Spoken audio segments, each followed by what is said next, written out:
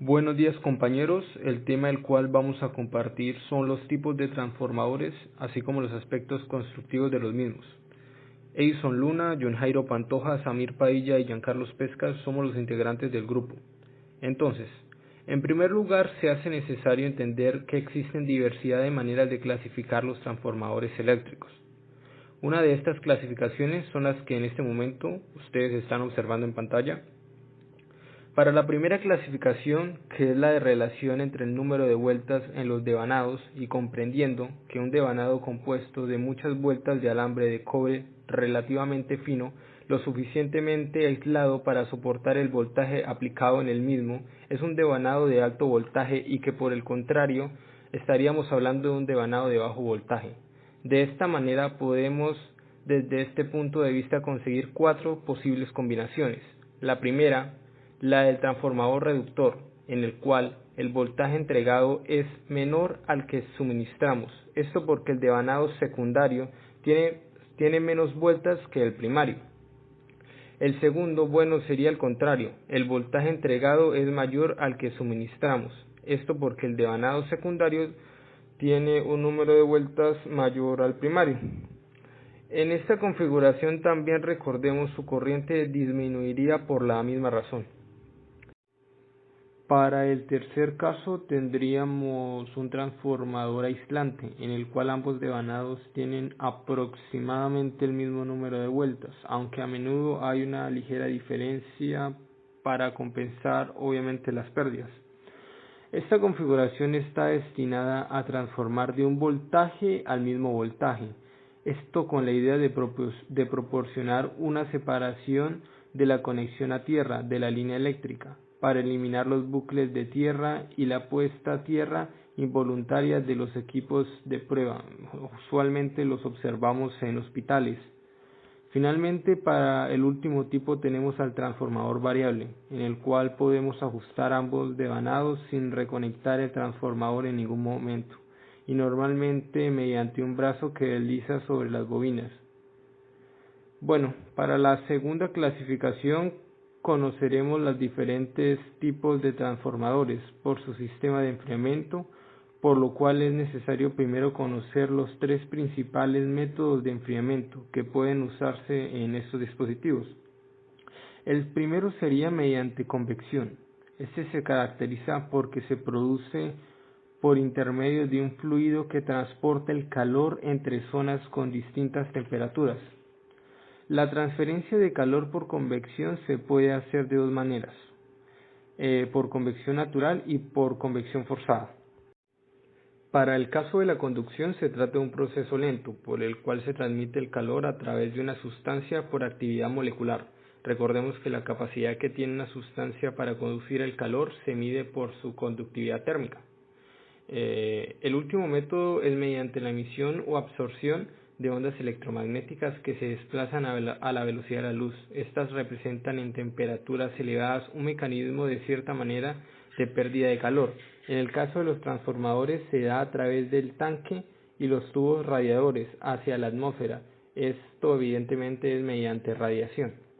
Es así que empleando cualquiera de estos tres métodos más algunas características y elementos especiales podremos ver en concreto los diferentes tipos de transformadores húmedos o tipos secos, que es el tipo de división más común dentro de este rango, se podría decir. El transformador seco se emplea para la reducción de tensión eléctrica que es enviada por las compañías especializadas. Usualmente los vemos en oficinas, subestaciones, edificios públicos o industrias, y a pesar de constituir una inversión mayor, estos equipos destacan por ser muy seguros, eficientes y económicos a largo plazo, debido a su rendimiento y que da la posibilidad de reciclar sus partes cuando ya caen su vida útil. Mientras tanto, los transformadores húmedos usan aceite en lugar de aire para el proceso de enfriamiento y son requeridos para el aumento o la reducción de la tensión generada por la energía eléctrica.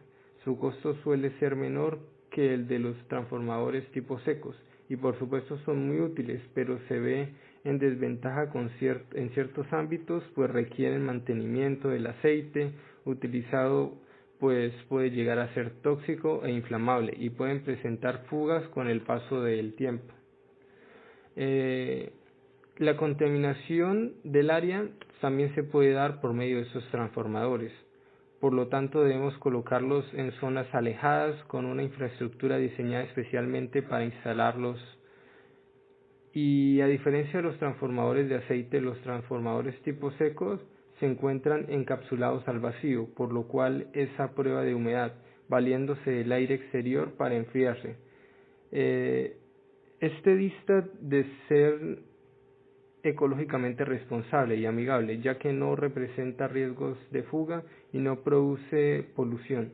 Además, no restringe la posibilidad de ubicarlo donde se crea conveniente, entrañando un mínimo costo de instalación, una vida útil elevadísima y nada de gastos en mantenimiento, que a diferencia del húmedo sí necesita para mantener el control del aceite, pues es una sustancia sujeta a un inevitable proceso de envejecimiento. Para la tercera clasificación incluimos a dos tipos de transformadores. El primero con los devanados aislados entre sí, lo cual es la configuración más común y recurrente al momento de adquirir un transformador por el usuario. Los dos devanados de una fase están aislados entre sí. Son circuitos que están ligados a través de un campo magnético, pero eléctricamente están separados y cumplen con los principios de cualquier otro transformador. Por otra parte, encontramos al autotransformador, el cual el aislamiento anteriormente mencionado no existe, pues se trata del mismo devanado que actúa a la vez como primario y como secundario. El principal inconveniente del transformador es que, a pesar de ser muy útil, es la inexistencia de aislamientos entre los devanados, por lo cual existe conducción galvánica entre estos, aunque tiene menos pérdidas, lo cual supone un mejor rendimiento, así como un costo relativamente menor. En la refrigeración de los transformadores de potencia, cuando ese transformador funciona bajo carga, las pérdidas de energía en el circuito magnético y en los devanados se convierten en calor. Esta calefacción puede dañar el aislamiento. Es muy importante controlar cuidadosamente la temperatura dentro del transformador para así evitar el sobrecalentamiento y un posible incendio de la subestación. El componente principal de ese sistema de refrigeración de los transformadores es el aceite. La liberación del calor de los devanados y el circuito magnético se produce en una secuencia tal desde el metal caliente hasta el aceite y desde el aceite hacia el exterior. El proceso de refrigeración de los transformadores se puede dividir en dos partes. Una de ellas es la refrigeración de transformadores interna y la otra la refrigeración de transformadores externa. Cada una de esas partes requiere una solución técnica. En el primer caso, todo el sistema, como tubos, canales, entre otros, está dentro del transformador y no es visible del exterior. En el segundo caso, todos los elementos, filtros, ventiladores, bombas, son externos y pueden recibir un servicio sistemático. En cuanto a los métodos de refrigeración de transformadores, conocemos algunos de ellos, cada uno con ciertas especificaciones. Uno de los métodos es el enfriamiento natural, utilizado para transformadores con potencia de hasta 16.000 kVA, en donde el aceite transfiere el calor de los núcleos magnéticos y los devanados del transformador al medio ambiente. El movimiento natural del fluido es causado por la diferencia de densidad a altas y bajas temperaturas que causa la convección. El calor acumulado en la parte superior del radiador se transmite al medio ambiente por parte de la radiación y en parte por la convección del aire. Otro método utilizado en los transformadores con una potencia de 63.000 kVA y superior a ella es la refrigeración de transformadores por el método de soplado forzado y circulación de aceite a través de enfriadores de aire. Este sistema se basa en enfriadores de aceite y aire. Consisten en tubos acostillados finos con bombas eléctricas. Las bombas ingresan el líquido a través de los tubos a alta velocidad, con un fuerte flujo de aire y un gran área de superficie. Dichos enfriadores son muy compactos y eficientes. Ya en los transformadores de alta tensión, la circulación direccional se utiliza cuando el aceite se alimenta a través de tuberías a los puntos más calientes de los devanados. El sistema puede operar en método manual o automático, con la posibilidad de encender automáticamente al mismo tiempo que el transformador. Para una refrigeración de transformadores adicional, se puede conectar un enfriador auxiliar cuando se alcanza la carga nominal o uno alternativo si falla el sistema principal. Ya por último, es importante conocer que para los sistemas de refrigeración utilizados se debe normalizar según las normas UNE. Dicho sistema consta de 4 letras, las cuales suministran información de mayor importancia y características específicas para cada caso. La primera letra se refiere al medio de refrigeración interno, en las cuales está compuesta por la letra O, K y L, la cual cada una tiene ciertas especificaciones, como en el caso de la L, que define el líquido aislante con punto de inflamación no medible. La segunda letra indica el modo de circulación del medio de refrigeración interno, la cual se compone por la letra N, F y D, y al igual tiene sus específicas definiciones como la N, la circulación natural por termosifón a través del sistema de refrigeración y en los enrollamientos. Ya la tercera letra hace referencia al medio de la refrigeración externo, la cual cuenta con 2 opciones, la A y W, que describen el aire y el agua. La cuarta letra indica el modo de circulación del fluido externo, la cual también cuenta con 2 opciones, la N, que describe la convección natural, y la F, que describe la circulación forzada en ventiladores y bombas. Algunas de las nomenclaturas más recurrentes es la ONAN, que describe la refrigeración de aceite por circulación natural, la ONAF, el aceite forzado por aire natural, y la ONWF, que describe el intercambiador de calor, aceite y agua. Para los parámetros requeridos de aceite del transformador, debemos tener presente que dicho aceite no es solo un enfriador, sino que también es un aislante. Su pureza y su calidad deben cumplir con ciertos requisitos estándares. Vamos a hablar de algunos de estos requisitos para tener una mejor calidad en el aceite. Uno de ellos es la ausencia de azufre y ácido, que pueden dañar el aislamiento del transformador. También tenemos la liberación efectiva de calor de los circuitos magnéticos y bobinados. El aceite debe tener una alta capacidad de calor y conductividad térmica. La viscosidad del aceite también es muy importante, varía con la temperatura. Los potentes transformadores están llenos de aceite que pueden cambiar rápidamente la viscosidad a medida que cambia su temperatura. También conocemos la alta tensión de ruptura. La tensión de ruptura del aire suele ser de 30 kV por centímetro, pero para un transformador este parámetro es de 150 kV por centímetro. La tensión de ruptura depende del contenido de humedad del aceite y el aceite debe estar lo más seco posible.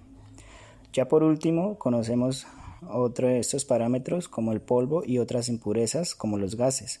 También pueden reducir la tensión de ruptura del aceite. El alto punto de inflamación, muy por encima de la temperatura de funcionamiento del transformador, previene posibles incendios. El límite inferior de la temperatura de ignición del transformador es de 150 grados centígrados. También tenemos presente que el líquido del aislante debe tener un punto de inflamación de al menos 180 grados centígrados. El aceite del transformador es un líquido muy inflamable, por lo tanto se debe tomar medidas de seguridad contra incendios.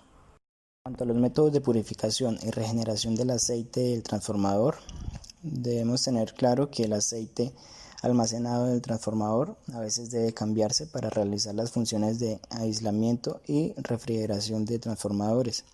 Sin embargo, incluso un aceite nuevo puede saturarse con oxígeno, humedad y partículas sólidas, esto como resultado de un almacenamiento incorrecto o también el resultado de un transporte incorrecto. Las tecnologías industriales modernas hoy en día permiten una mayor purificación de aceites viejos y nuevos, eliminando agua y gases antes de usarlos en los equipos y así garantizando un mayor rendimiento. Para la parte de purificación se cuenta con 2 métodos, el método de filtración y el método de purificación por termovacío. Pero también se debe tener claro que al utilizar estos métodos por sí solos no se va a tener una mayor satisfacción en cuanto a la purificación del aceite. Por eso se debe acompañarse también de ciertas etapas, en este caso 3 etapas. La primera etapa, la purificación de impurezas. La segunda etapa, eliminación selectiva de productos de envejecimiento y también la estabilidad final con aditivos antioxidantes. Y en cuanto a la parte de regeneración, se cuenta hoy en día con la tecnología del método de absorción, la cual se divide también en 2 más. Uno de ellos, la instalación de tipo CMMR, que funciona con absorbente a tierra, y la otra, instalaciones de tipo VR, lo cual consiste en una cámara de vacío, una bomba de vacío y aceite, un calentador de filtros equipados con cartuchos reemplazables, y cumple la tarea principal de esta manera: limpiar la máquina y quitar el aceite con vacío, pero también puede transferir aceite de un recipiente a otro y poder calentarlo.